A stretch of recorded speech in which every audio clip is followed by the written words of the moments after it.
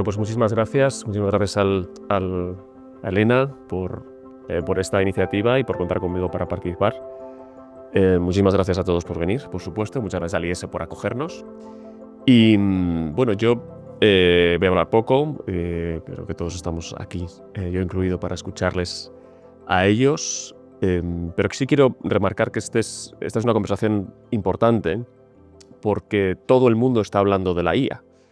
Y esto es lo que hace más urgente que haya foros en los que se pueda hablar desde la verdad, desde la honestidad, desde la experiencia y no desde el humo, que es algo tan habitual en estas conversaciones, ¿no? Dicen que en una inundación es donde más improbable es encontrar agua potable. Yo creo que esto pasa un poco con la conversación sobre la inteligencia artificial, que hay una avalancha tan grande de personas opinando sobre ella que muchas veces pues quedan sumergidas las voces que realmente son autorizadas, como las de José Sancho y José Manuel Ellaustegui. Así que, bueno, yo, sin más dilación, empezaría pidiéndoos que en un breve turno de palabra nos explicarais qué hacéis en vuestra actual posición y qué importancia tiene la inteligencia artificial en vuestro sector y cuál es vuestra visión así a corto plazo sobre lo que va a ser la IA. Ya podemos entrar en detalles. Entonces, pues, ¿sí puedes empezar? Muy bien, yo me llamo José Sancho, soy ingeniero de telecomunicación, acabé hace ya una temporada y empecé trabajando dedicabas en la escuela de ingenieros, trabajé en un laboratorio de investigación y luego pues me pasé a la empresa. He sido director de informática del Banco de Bilbao, del grupo Repsol, director de operaciones de Banesto y luego pues fundé una empresa de servicios informáticos, se llamaba Profit Gestión Informática, llegó a tener más de 1000 personas, la vendí y desde entonces ahora pues soy inversor, me dedico a invertir y hago inversiones, como ha contado Elena, en empresas pequeñas de Venture Capital y también tengo un fondo, la gestora mía tiene ese fondo de inversión en empresas de Venture Capital y otro fondo de inversión en cotizadas, fundamentalmente empresas americanas y prácticamente todas relacionadas con la inteligencia artificial. También las españolas son todas de software y prácticamente todas con importante peso en inteligencia artificial. Y vamos a ver, desde ese punto de vista, ¿qué hace para nosotros la inteligencia artificial? Pues el oficio nuestro, que básicamente es estudiar empresas y ver si tiene sentido invertir en ellas o no, va a cambiar completamente. Históricamente nos dedicábamos a recopilar información, que podía ser información publicada, o podíamos conseguirla a través de contactos, relaciones, pero básicamente se trataba de triturar centenares de páginas, hacerte una idea de lo que podía ser y decidir si tenía sentido invertir o no en base a parámetros financieros, de tecnología o de características del management. Estas son las tres cosas que básicamente miras al invertir. Todo esto la inteligencia artificial lo transforma. Estos centenares de páginas publicadas que veíamos en este momento son millares y las estudiamos con unos esquemas determinados y las pasamos por modelos que no siempre es el mismo. Utilizamos varios modelos en función de para lo que la queramos.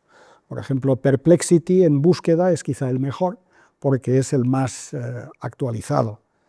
En lo que es integración de información, rigor en estos momentos es Claude y en algunas otras características es Gemini.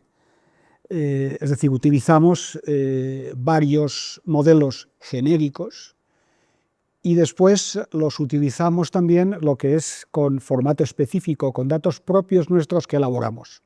Nosotros somos 12 personas, pero mantenemos un esquema de relación con empresarios o con contactos o que vamos enriqueciendo.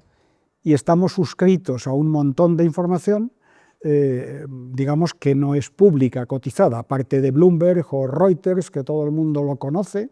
En inversión hay Seeking Alpha, hay reuniones de expertos, hay una información específica sobre cómo es el management, se llama Blue Heron. Tenemos una docena de fuentes de información privadas de las que chupamos, y una vez que tenemos el diagnóstico general, le pasamos esos datos específicos nuestros. Todo esto, en función de las respuestas, vamos modificando el prompt, porque la programación, el lenguaje de programación, se ha acabado, ya no existe en estos momentos. Ahora mismo a la máquina se la habla en inglés, para que te dé el resultado, y ella es la que programa. Y hay plataformas a las que, una vez que tú lo tienes ya programado, haces así y lo despliega en el contexto que busques, base de datos, containers, en fin, todo lo que es esta jerigonza alrededor de esta historia. ¿Qué quiere decir?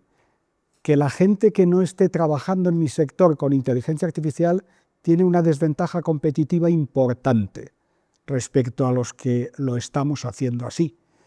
Os he hablado de la recopilación de información, pero aquí se funciona mucho en base a benchmarks.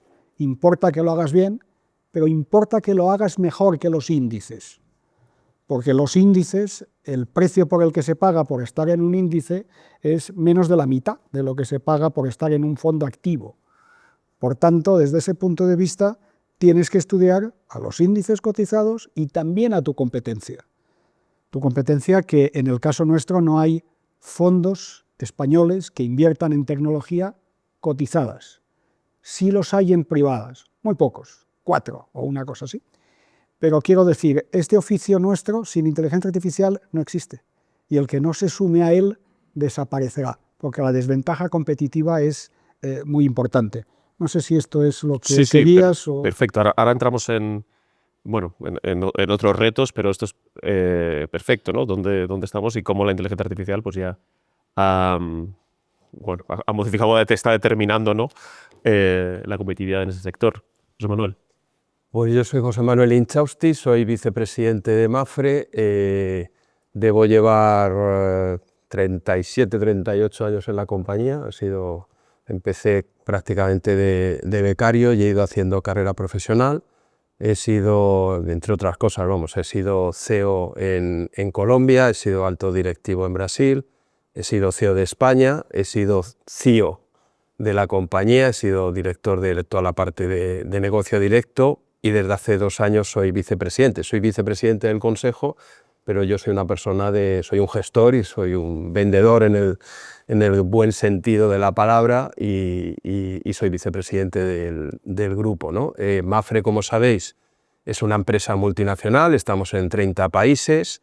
Los ingresos, hablando de cifras del 24, que no puedo todavía desvelarlas del 25, fueron superiores a los 30.000 millones de euros, con un beneficio cercano a los 1.000 millones de euros, y somos más de 30.000 empleados trabajando, ¿no? Por lo tanto, es una organización grande, compleja y un orgullo para España. No sé, no tiene nada que ver, pero no sé si habéis visto nuestro cambio de marca, de imagen, que hemos inundado las marquesinas del eje castellana, hemos estado en toda la prensa. Pues nos hemos transformado mucho en los últimos 10 años y pensamos que la marca pues también tenía que adaptarse y bajar de las mayúsculas a las minúsculas y remodelar también nuestro logo, y eso es lo que hemos hecho a partir del 1 de enero, ¿no? Entonces, como en toda empresa grande, pues igualmente tendremos ocasión de comentarlo, pero la inteligencia artificial pues nos ocupa, nos preocupa, y estamos invirtiendo una cantidad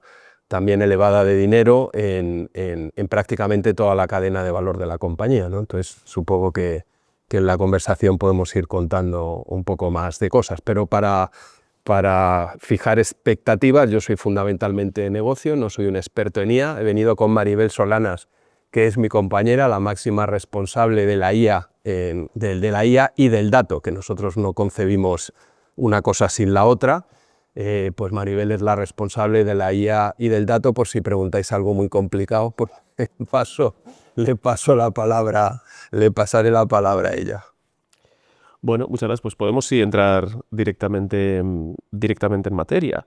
Es decir, bueno, te he explicado por qué la IA era un tema estratégicamente muy relevante en este momento.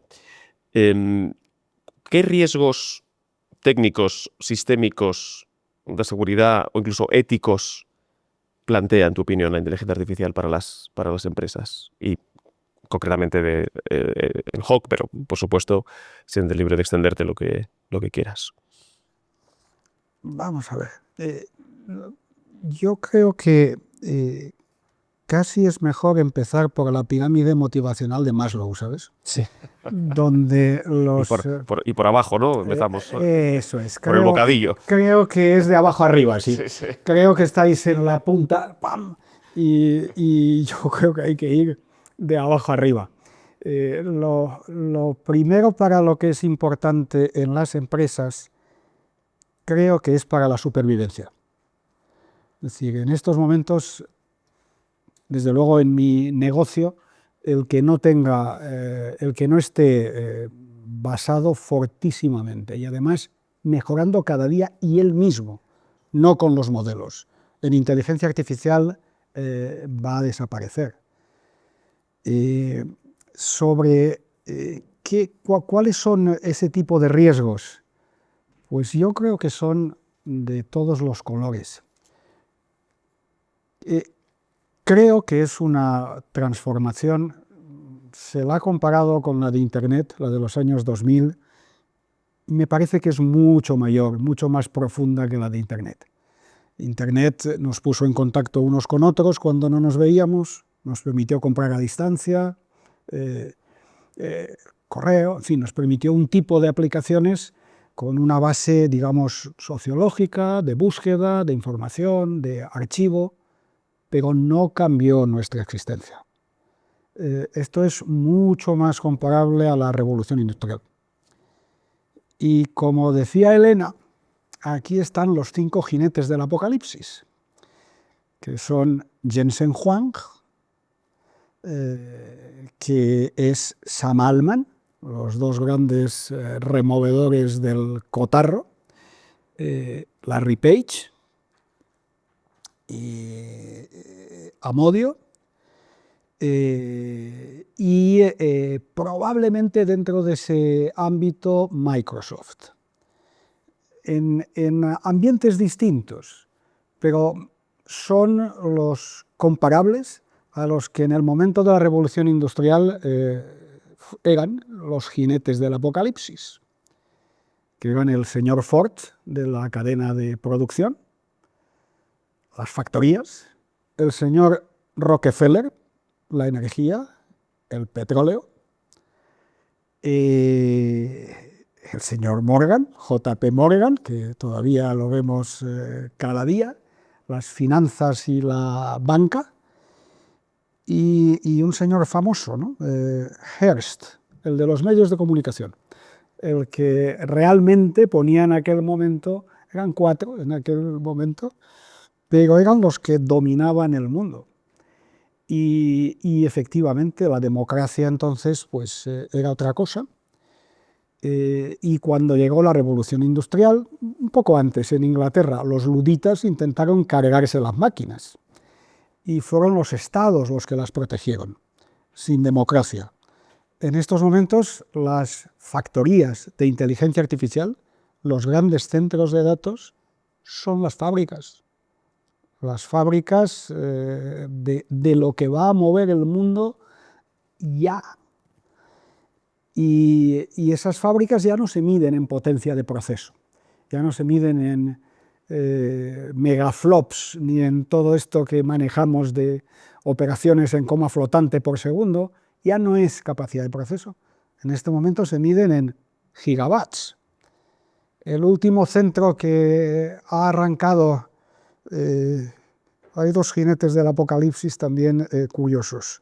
Elon Musk probablemente es el quinto, Elon Musk, el quinto jinete del apocalipsis. Arrancó el viernes un centro que se llama Colossus 2, su factoría de inteligencia artificial de 1 gigavatio. 1 gigawatt. 1 gigawatt es toda la potencia que consume en pico la ciudad de San Francisco. La instalada es el triple. Las derivadas que hay ahí desde el punto de vista pues eso, de consumo energético, pero también de medio ambiente. En agua, la refrigeración de esta historia es por agua en estos momentos ya con los nuevos procesadores. Es decir, estas son de verdad las factorías en estos momentos, no la del señor Ford. Y nadie va a poder alcanzar en capital el volumen que están teniendo las 5 megafactorías que están siendo construidas. Es decir, y el impacto, pues el impacto en productividad, el trimestre, hoy se ha publicado el impacto de este trimestre, año sobre año, en productividad en Estados Unidos, ha subido el 4%, y el trimestre pasado el 5 año sobre año. La estimación era un 2%. Efectivamente hay mucha parte de esto que es esa inversión en capital para fabricar estas factorías.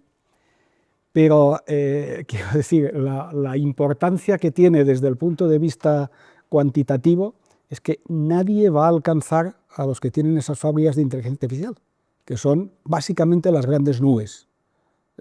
Amazon, Azure, Google, la de Elon Musk y ahora mismo la de Larry Page con Oracle, con características distintas cada uno de ellos.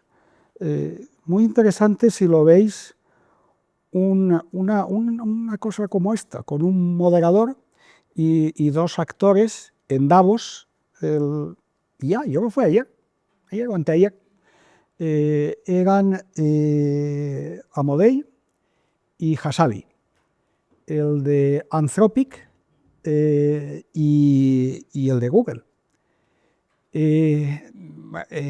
Digamos, esta pregunta salió, la amenaza para la democracia. Dice, oiga, pues claro, es vital, porque las desigualdades que se van a crear son enormes. Nosotros, no ya España, Europa, no va a poder fabricar una nube de estas jamás. Modelos formales en el mundo generalistas hay del orden de 100. 80 son americanos y 18 chinos. Europeos hay 2, Mistral y ahora el que ha hecho Yann LeCun. Pero estas valen 1.000 millones, comparado con 800.000 que vale OpenAI o 400.000 que vale Anthropic en las rondas secundarias. Así que estamos totalmente en otra liga. Y esto es Europa, o sea, España, en fin, imaginaos lo que es, ¿no?, dentro de este dibujo. Quiero decir, no quiero alargarme porque la historia es sí, no, me interesaría larga no, es muy interesante, es fascinante lo que yo creo que hay una pregunta también que puede estar en mente de mucha gente, que es ¿hasta qué punto puede ser esto una burbuja o puede haber un elemento de burbuja? Es decir, toda la inversión que se está haciendo y toda la revolución que se promete no es también una manera de captar capital que a lo mejor después no satisface las expectativas.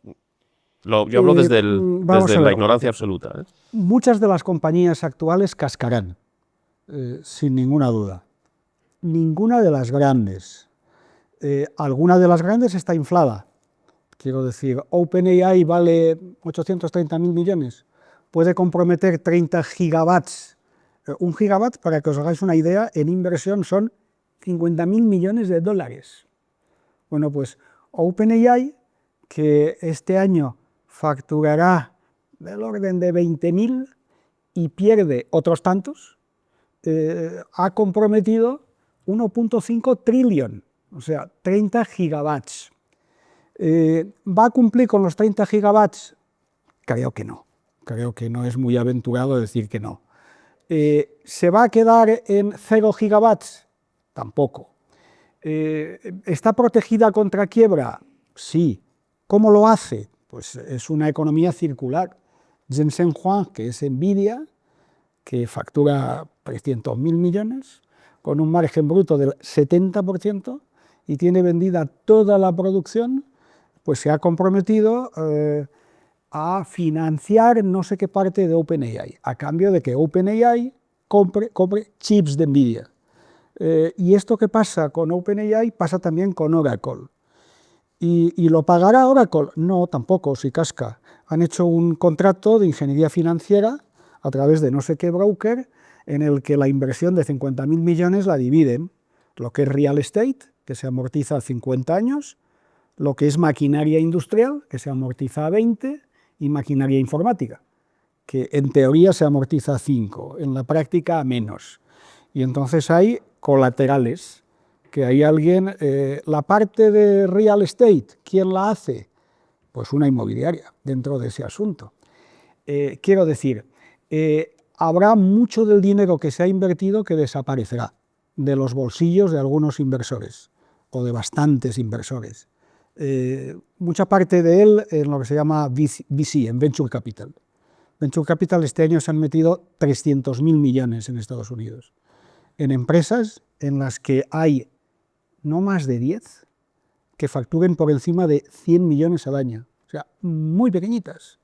Crecen muy rápido, pero son muy pequeñas. Y hay millares de empresas, nacen prácticamente cada día. Muchas de estas cascarán.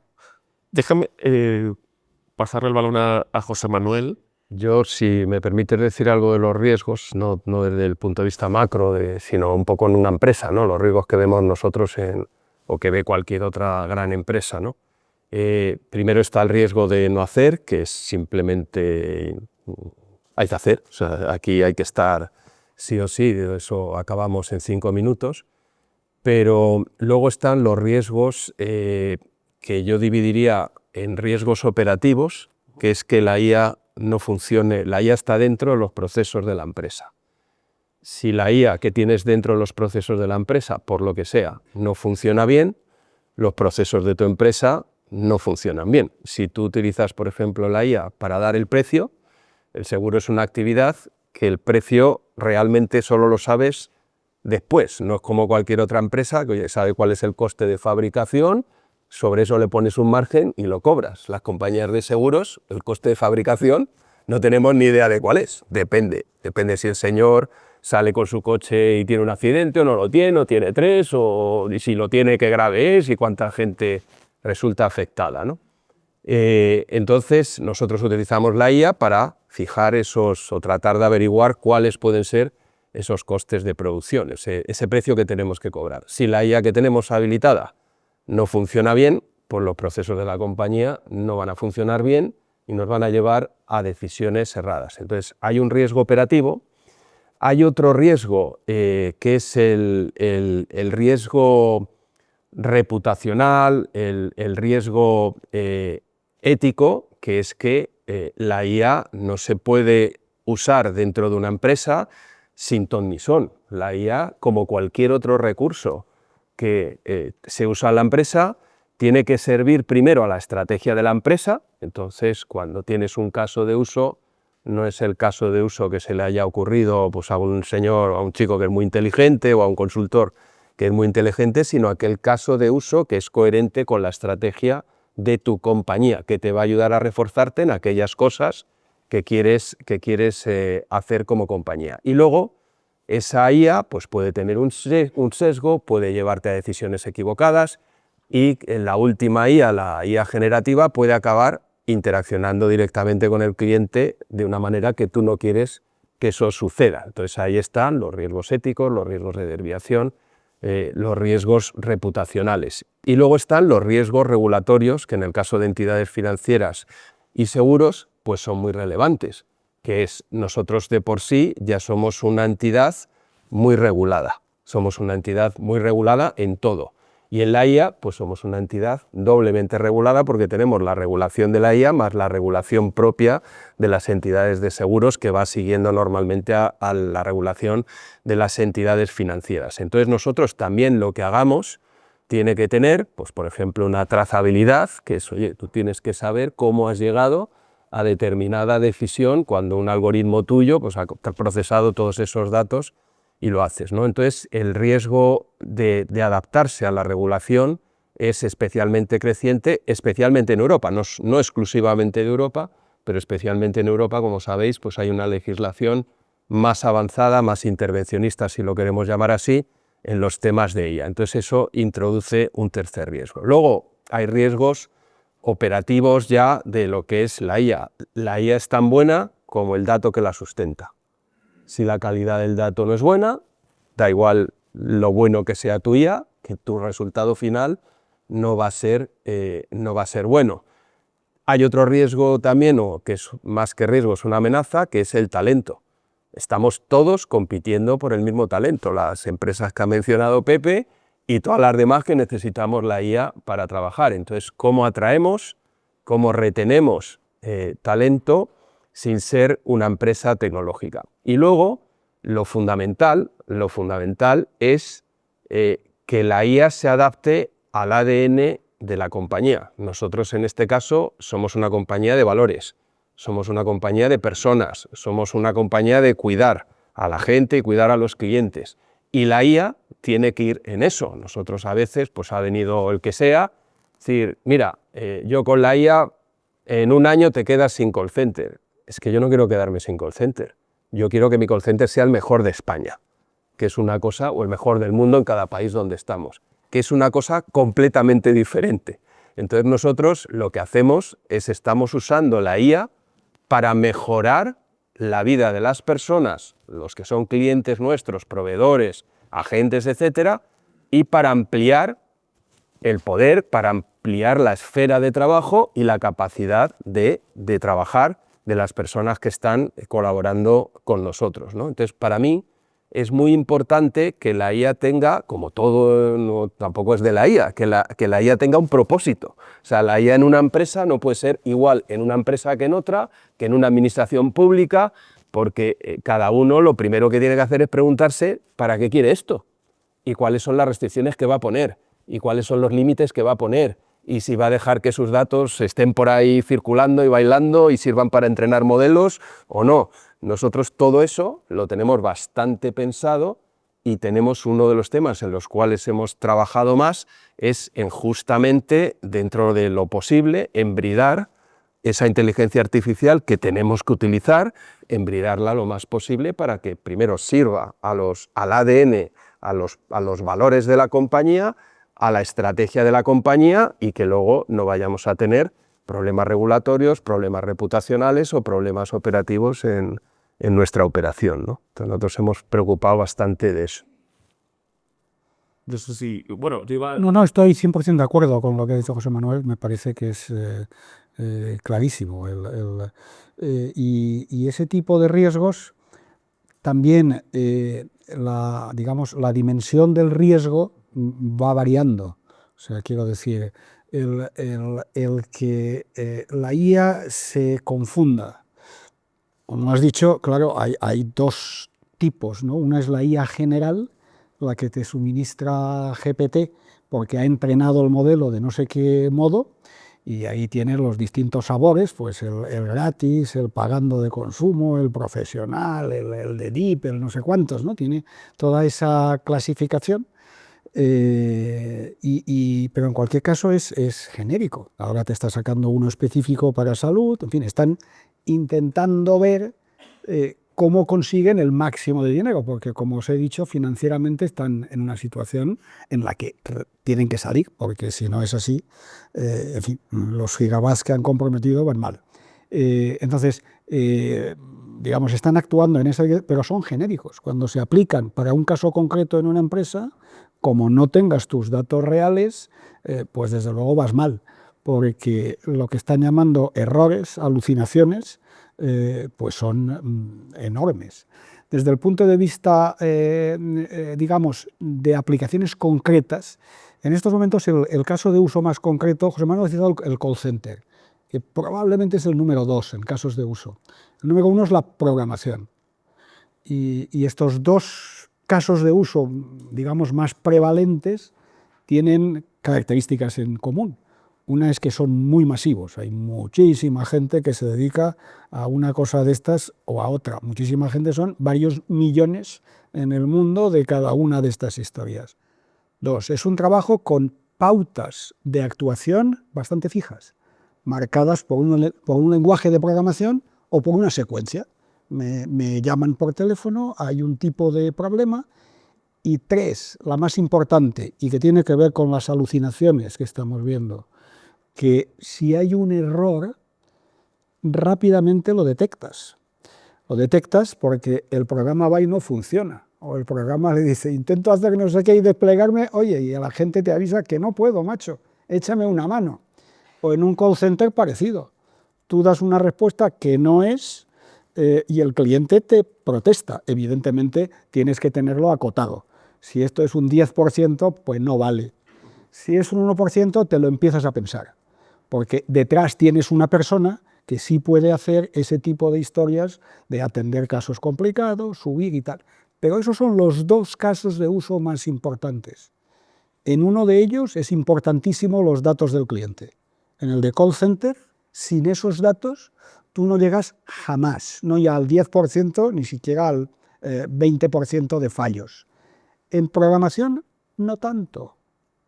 De modo tal que en estos momentos, Darío Amodei dice, yo ya no contrato ni un programador junior.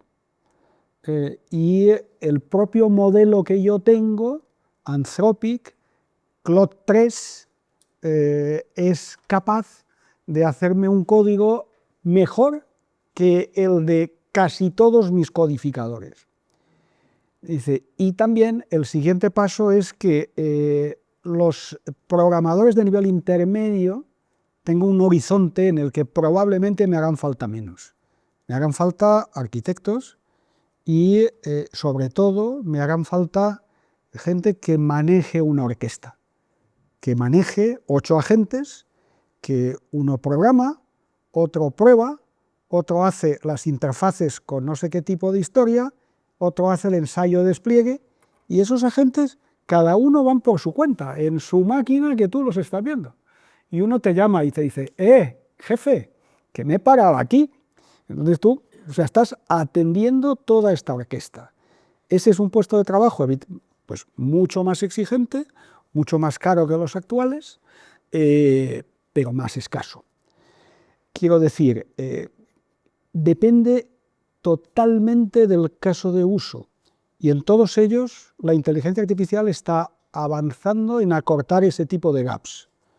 Y claramente en programación probablemente es el primero que se va a llegar, y es clave porque en muchas industrias aseguradoras, pero bancos igual, al final en un banco, no sé, en Mafre, pero en una aseguradora, pero en un gran banco, 20% de la plantilla son informáticos, o internos o subcontratados, aproximadamente. Entonces tenemos ahí aproximadamente un poco menos de 1.000 millones de presupuesto de tecnología al año, y lo que dices tú, Pepe, es cierto, ¿no? Desde el punto de vista empresarial, a nosotros lo que nos preocupa es que sabemos que todos estos proveedores que trabajan para nosotros desarrollando código y en seguros no se venden cosas materiales, en seguros se vende una promesa, que si te pasa algo, pues yo te lo resuelvo, se mide pues, la satisfacción del cliente, o sea, todo cosas un poco inmateriales. ¿Eso qué quiere decir? Que la tecnología tiene un papel enorme para procesar grandes volúmenes de operaciones, grandes cantidades de información y acertar en lo que haces y en la forma que lo haces. Entonces nosotros, de la parte del código, la parte que a mí me preocupa, digamos la que me preocupa ahora mismo, es que sabemos que los nuestros proveedores de tecnología están obteniendo unas ganancias de productividad muy grandes que no nos están trasladando. Entonces nosotros tenemos un tema aquí de pura eficiencia, de decir, oye, yo sé que con lo que te doy haces más que hace 2 años y a mí me sigues cobrando lo mismo, ¿no? Entonces nosotros tenemos ahí esa preocupación, pero para que tengáis una idea, nosotros tenemos en torno a 150 casos de uso desplegados en unos 15 países aproximadamente. Es decir, nosotros tenemos la IA desplegada absolutamente en toda la cadena de valor.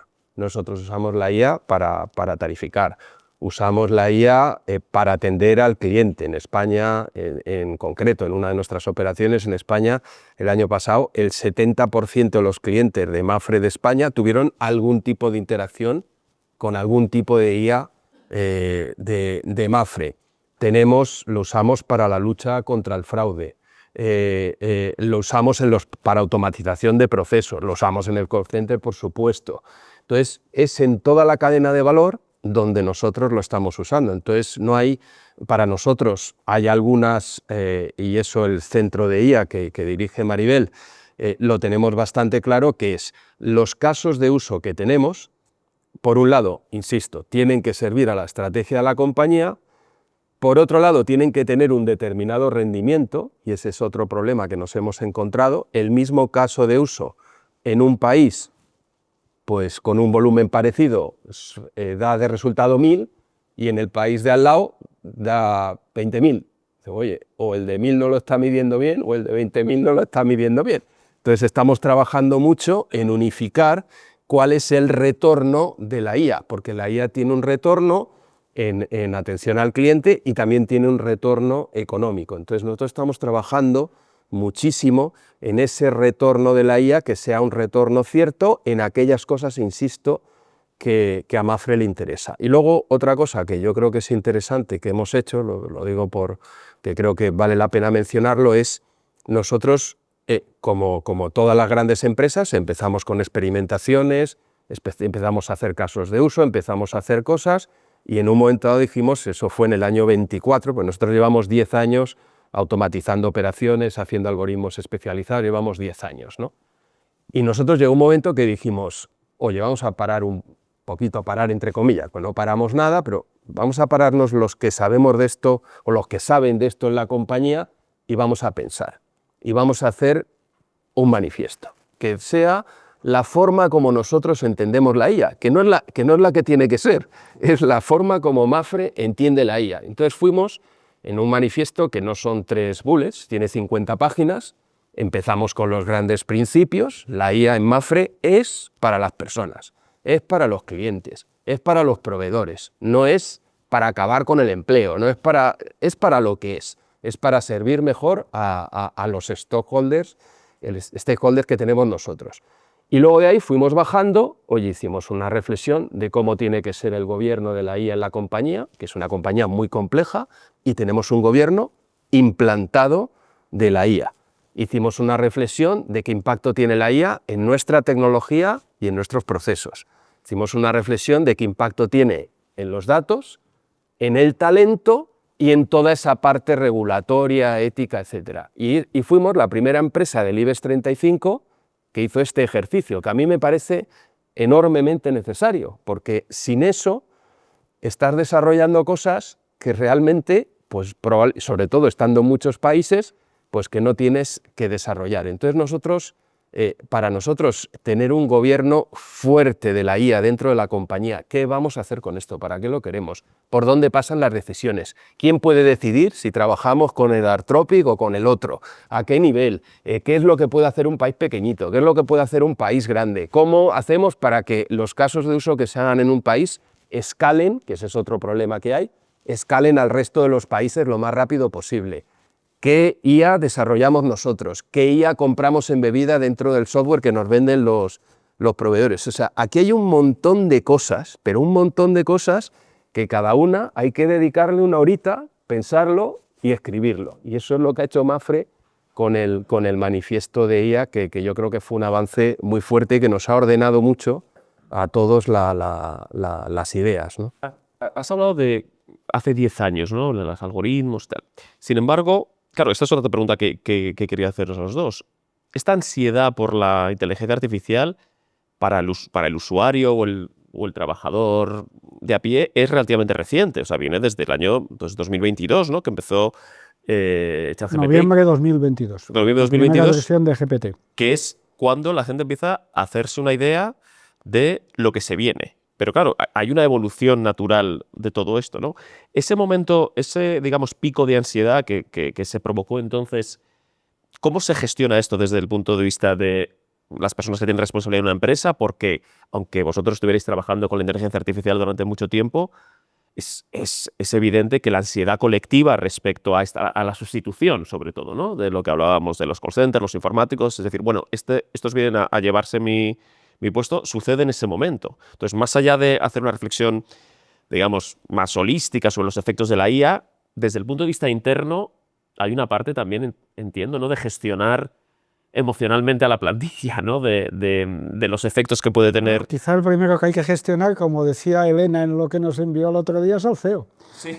Los CEOs, algo así como el 50%, están preocupados por su puesto de trabajo. Claro. Oye, lo seguiré teniendo. Transversal, ¿no? Lo seguiré teniendo. No lo sé, vamos, yo no tengo experiencia en empresa recientemente. Esto es Nosotros más tenemos José Manuel, dos, claro. nosotros lo manejamos por dos vías. Uno, hemos hecho diferentes capas de divulgación de ese manifiesto, no todo el mundo se tiene que leer, todos los ejecutivos de Mapfre se han leído el manifiesto porque no es un manifiesto técnico, es un manifiesto hecho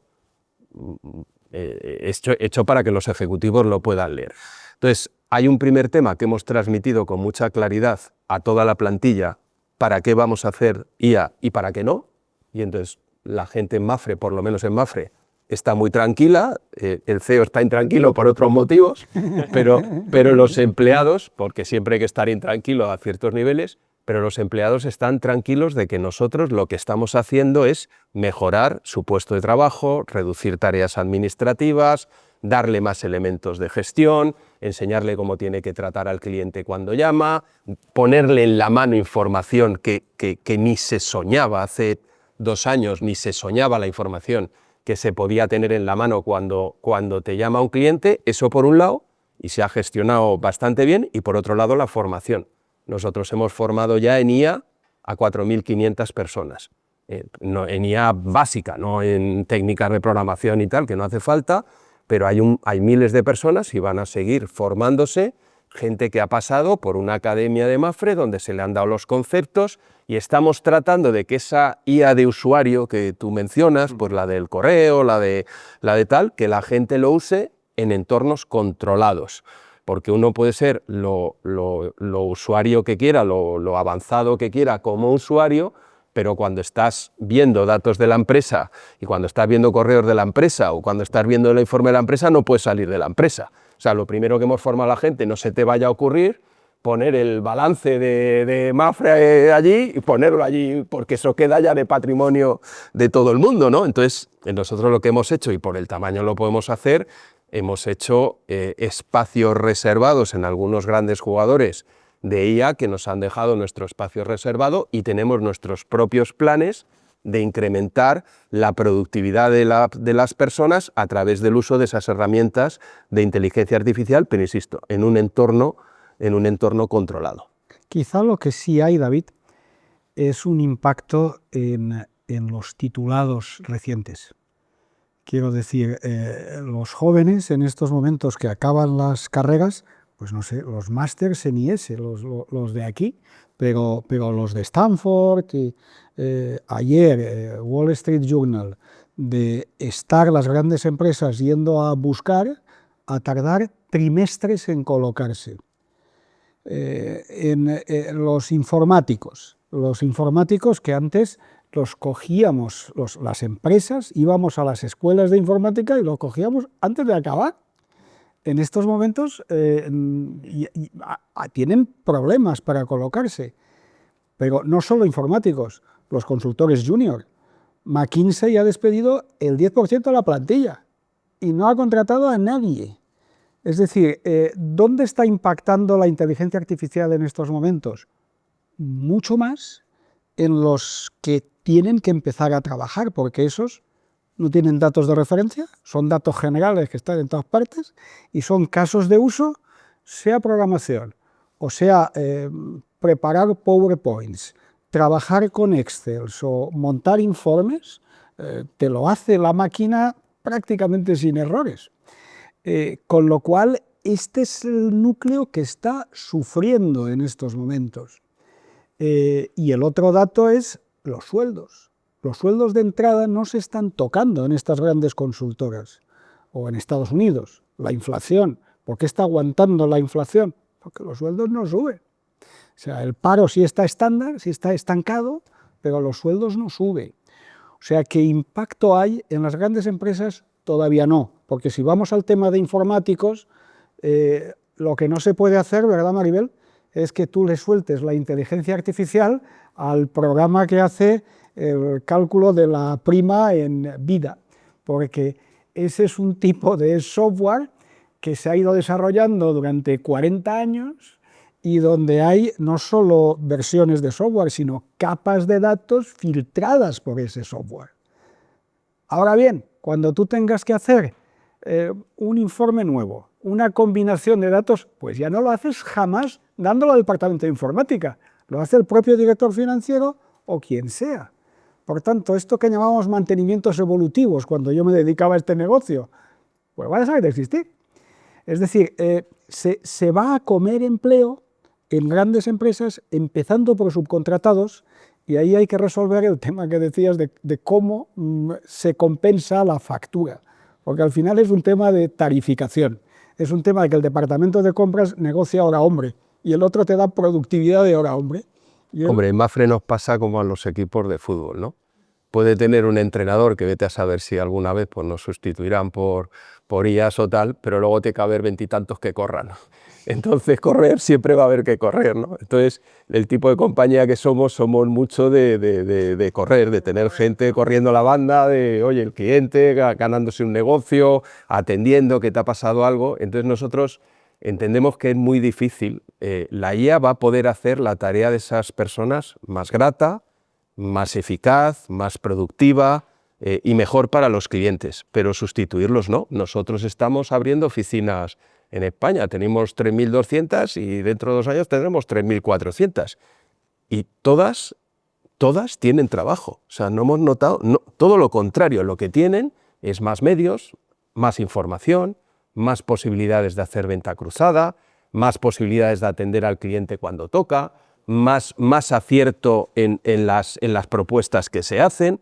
Entonces, bueno, yo creo que efectivamente sí que habrá algunos sectores en concreto que está claro que están sufriendo ya, pero en otros al revés, se nos va a generar oportunidades para aquellos que manejen y estén abiertos a que las cosas cambian, los procesos cambian, la tecnología cambian, y nosotros es eso en lo que estamos. Si os parece, nos quedan muy poquitos minutos, un par de minutos cada uno, y podríamos hablar ya del tema, hemos hablado del funcionamiento interno de la empresa, de la cuestión geopolítica que mencionábamos en la reunión anterior. Claro, aquí se puede hablar desde la crisis de la democracia, por supuesto, por todas las desigualdades que se van a provocar y las tensiones sociales que eso históricamente ha generado, pero también de cómo se mueven las piezas en un tablero más amplio, porque lo que has descrito antes, Pepe, respecto a estos grandes centros de datos, y bueno, lo que hablábamos de lo que hablas también de NVIDIA, esto requiere recursos, requiere espacio,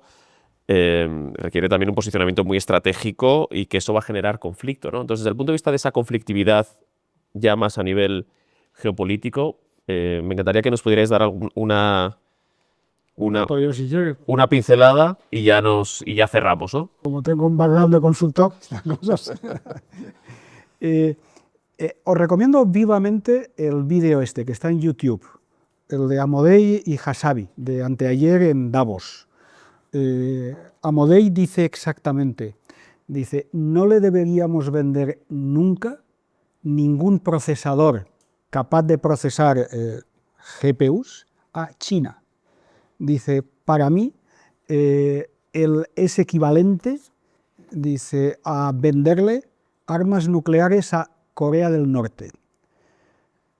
Y lo razona más o menos así, dice el tío. Oiga, realmente, si yo le vendo esto, lo que le estoy dando es una ventaja competitiva que va a usar contra mí. China tiene una regulación mucho más laxa que Europa, punto 1. El cuello de botella en estos momentos de nivel 2, superado el capital, el proceso y la memoria, son los vatios, los gigavatios. El gigavatio para un centro de datos en China cuesta la 10ª parte que en Estados Unidos y uno partido por 20 lo que cuesta en Europa, en determinados ambientes. Por tanto, la distancia que hay es la distancia que hay en tecnología. Y dice, y yo no le quiero dar esa ventaja porque ellos lo van a usar para imponer su modelo social. De modo tal que la exportación de procesadores de NVIDIA está prohibida. De memorias de ancho de banda está prohibida. Los modelos formales avanzados, los modelos frontera, son propietarios de los americanos. Es decir, el temor es que China lo utilice para dominarte, y lo utilice para dominarte por las armas, como está utilizando en estos momentos Estados Unidos. El tener un chip más pequeñito, de 1,8 nanómetros, que se hace en estos momentos, es vital porque consume muy poca energía. ¿Y esto qué tiene que ver? Pues en la guerra de Ucrania, en las trincheras, se mueven muy pocas cosas. Lo que se mueven son enjambres de drones equipados con este tipo de chips que tienen que transportar bombas de 5 kilos. Por tanto, importa que sean muy eficientes en manejo de energía. Y atacan en enjambre. O sea, todos ellos intentando sofocar las capacidades de defensa de una batería, hasta que se la cargan, cuando ya han agotado las capacidades de defensa.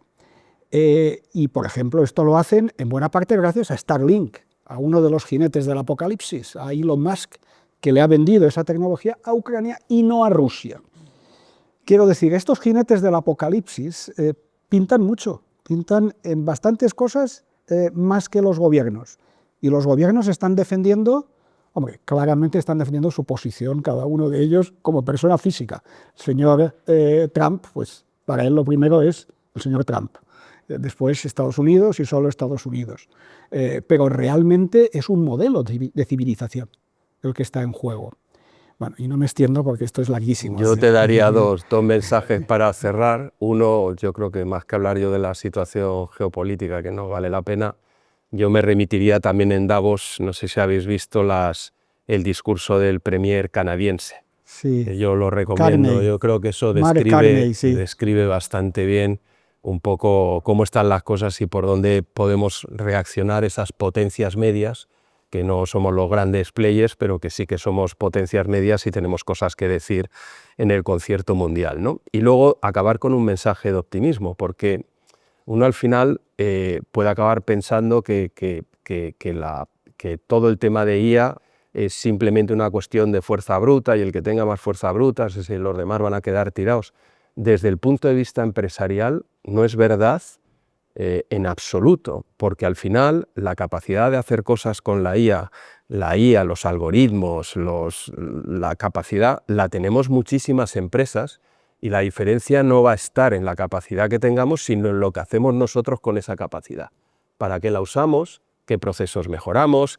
¿Con qué intención lo mejoramos? ¿Si repercutimos favorablemente en la sociedad o no? Y eso es lo que va a hacer la diferencia. Y en España nos podemos sentir orgullosos de que tenemos unas cuantas empresas, no 1000, pero sí tenemos unas cuantas empresas grandes y otras cuantas empresas medianas que lo están haciendo muy bien, que están triunfando internacionalmente, cuyos ejecutivos son valorados en todo el mundo, que además conseguimos hacer una razonablemente buena acción social por el camino, y yo creo que eso está por encima, porque insisto, oye, si al final la IA la podemos comprar, los algoritmos más difíciles o más fáciles los vamos a acabar haciendo, los proveedores pues se dirigen a todos nos tocan la puerta con experimentos y con cosas, pero al final yo creo que teniendo claro todo este marco que he descrito, que tenemos nosotros en el manifiesto, y ejecutando bien las cosas, pues tenemos una probabilidad cierta, y yo acabaría con un mensaje de optimismo para las grandes empresas españolas, que creo que lo estamos haciendo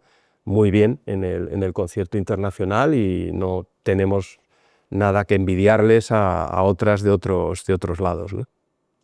Bueno, pues muchísimas gracias a los dos. Yo creo que ha sido una conversación estupenda y creo que todos hemos aprendido mucho. Así que nada, bueno, yo voy a arrancar un aplauso.